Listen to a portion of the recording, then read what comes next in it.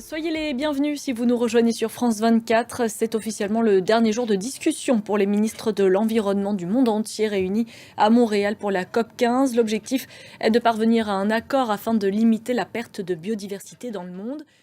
On sait que les négociations butent. Non, pardon, c'est pas ça ma première question. Cet optimisme du ministre chinois, est-ce qu'il est communicatif? Un accord est-il vraiment sur le point de voir le jour et est-il satisfaisant selon vous?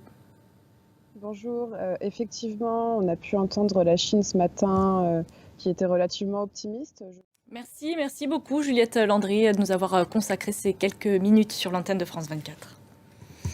On poursuit avec le reste de l'actualité. Les bureaux de vote sont fermés depuis plusieurs heures maintenant en Tunisie. Le dépouillement est en cours et il ne devrait pas prendre beaucoup de temps puisque le taux de participation est très faible.